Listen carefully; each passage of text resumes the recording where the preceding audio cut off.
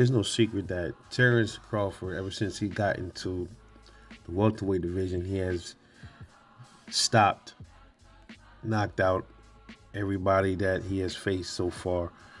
So that would be Jeff Horn, in no particular order. That would be Jeff Horn, Sean Porter, Amir Khan, Jose Benavidez, Kell Brook, and the Mean Machine. I believe that's it. So he has stopped all 6 of his opponents. Let me make sure I'm not missing anybody. There was 6 opponents, correct? Yeah, it was about 6. He is 6 for 6 in KOs at 147. Now, people are starting to question. A lot of people that ride with Errol Spence. I've seen the channels, the videos. That's what's making me make this video here, because there's a lot of people that is under the impression that Terence Crawford's power is overrated. See, when you talk about like punching power and stuff, you can differentiate it in a way, because you got the dudes that are slow and they have power, and you have dudes that have speed and power too. You got slow dudes with power. It's like a thudding power, kind of like George Foreman kind of power. Then you got the Mike Tyson kind of power with that speed behind it. I think Terence Crawford's power is more like more leaning towards like the speedier kind of punching power, or the snappier kind of punching power. Where it's so accurate and it's coming like a piston, and it's just a powerful snap. Kind of like it would be a little different from a George Foreman kind of power, where he just has heavy fucking hands and it's like you getting hit with 2 fucking sledgehammers or something. I can imagine Terence Crawford's punching power could be like that. We don't know, man. See, that's the thing. We are not in the ring with these dudes, so we don't know how that punching power actually translates. We don't feel it. Like Errol Spence. I went back and watched a lot of his older fight, like the Lamont Peterson fight. You can hear the cracks in those punches, man. He was hitting hard. In that fight. But then, you see Peterson was wobbled, I think maybe one time in that fight. He never looked. He did knock him down, I think in the 4th round. He knocked Lamont Peterson down. And Peterson was a little hurt. He was still getting his wits back and everything, but it wasn't like he was like severely fucked up behind it. But Errol Spence definitely was hitting hard in that fight. You can tell when a boxer can punch. Like, you can hear the difference between the Errol Spence punch versus like a Paulie Malignaggi punch. You can hear it even at home when you're watching it on TV. It gives you a general idea of how hard these guys are punching. But Terence Crawford, is his power overrated? That is also starting to come into question more because of Jermell Charlo. Okay, now a lot of people look at Jermell Charlo as this bigger dude than Terence Crawford, and this scary punch, this big Thanos punching dude at 154. He just a mega heavy-handed guy, right? But I was on, I was looking at a particular channel. One of those guys over there. Whenever I see a topic with Bud, I'm checking it. I want to see what they talking about. That's just what it is. And this guy said, he doesn't think Terence Crawford, I'm not quoting him, but he doesn't think Terence Crawford can really beat Jermell Charlo, because he thinks Jermell Charlo is too big for Terence Crawford. And he'll fuck around, go up there, and he might end up getting his ass whooped and knocked out. And then people gonna say that they gonna come on Jermell and say you had no business fighting Terence Crawford because he was too small. So he also said that there is a chance that Terence Crawford could clip Jermell Charlo with something and hurt him. It's possible. Absolutely. But his power can't be overrated, man. If he is knocking out everybody or stopping him, putting them on their ass. He put everybody on their ass, or the ref stopped it. 6 people. If his power was overrated, that would not be the case, man. He would at least, okay, he get like two of them, two knockouts, and rest go to the cards or something like that. No, no. Every one of these dudes. And I know what the aerosexuals and like some of the other detractors, I know they're gonna say, well, who was Mean Machine? Well, Amir Khan is Chinny. Um, um, Kell Brook was already damaged goods. Sean Porter was already beating my Arrow and already beating my Keith. So he was leftovers. And every opponent that Terence Crawford fought in this division, you're going to find that these dudes are going to pick at every opponent that he takes.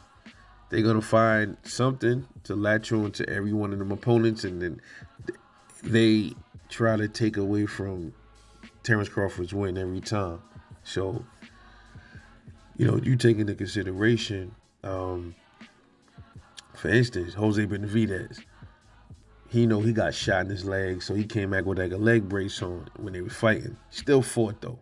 Got in the ring, fought his ass off. Jose Benavidez ain't no slouch. He ain't no pushover.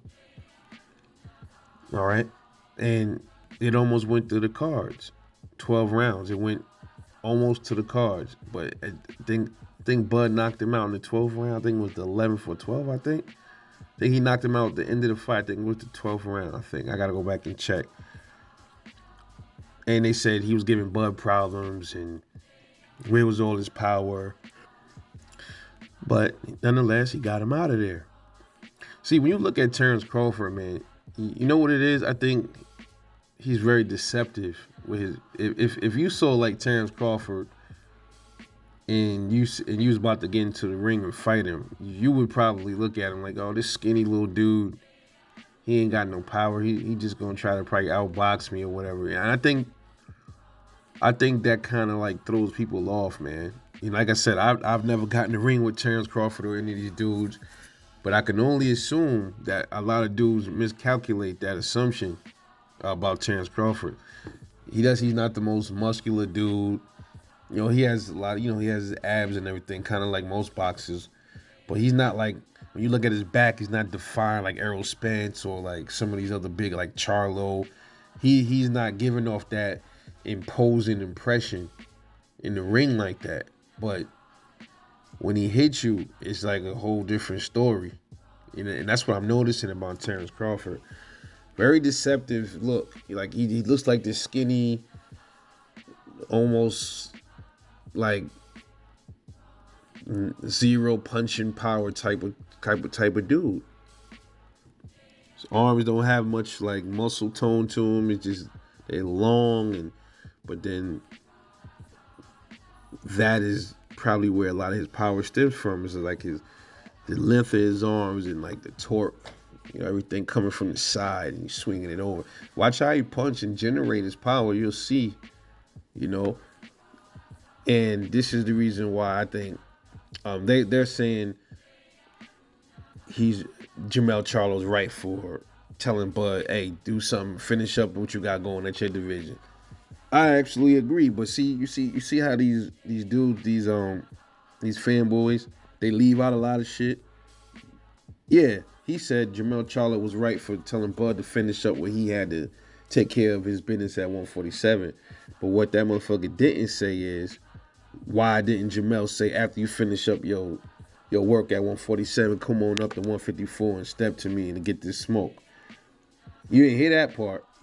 This is what they do. This is what they do, man. They take little pieces out of shit and they use whatever they discard the other piece that was relevant, and they use the parts they want to use to fit their narrative. That's what these channels do.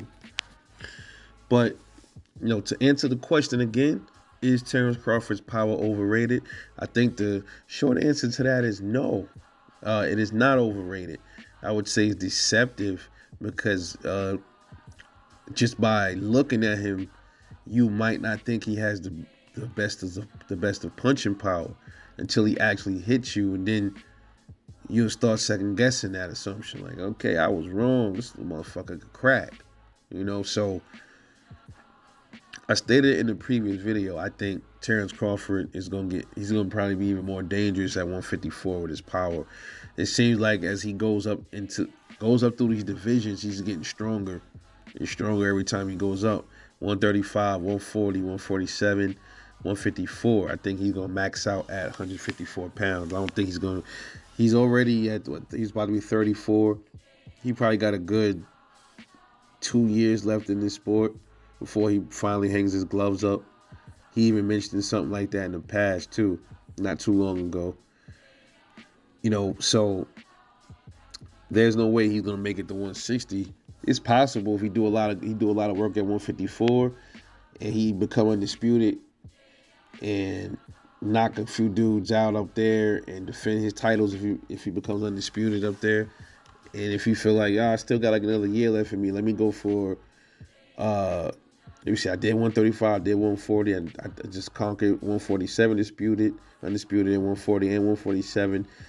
Now I just conquered 154 undisputed. So let me go up to 160 and try my hand up there before I retire, right? So that would make Terence Crawford, if he did manage to snatch a title up at 160, even without being undisputed, that would make him 135, 40, 47, 50. That would make him a 5-division champion and a 3 times undisputed champion. That'd be crazy. Way more work, much better resume, much more work than Errol Spence, because Terence Crawford is not a 1-division champion, I'm gonna start saying, man, these dudes that move up in weight classes, like multi-division, you got like three and better divisions under your belt, bro. I'm gonna start looking at it like this.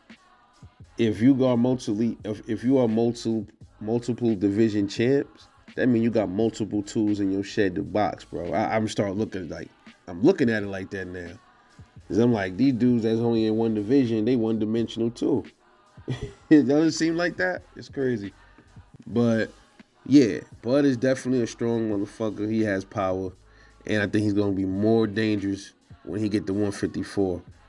And it's a lot of wreck up there. So boxing about to get real interesting within by 2023. You're gonna see a whole lot of different, everything gonna change in 2023. You're gonna see all the dudes that moved up weight classes, all of the new 140 dudes is gonna be put on display. All the new dudes entering 154, which should be Errol Spence and Terence Crawford. They should end up in the same division again pretty soon. So I'm waiting, man. But anyway, let me know what you think about this. Is Terence Crawford's power overrated? Let me know what you think. Please support the channel. Drop a comment, subscribe, and like for more raw content. This is Rebel Life Boxing. I'll catch y'all later on the next one, and I'm out.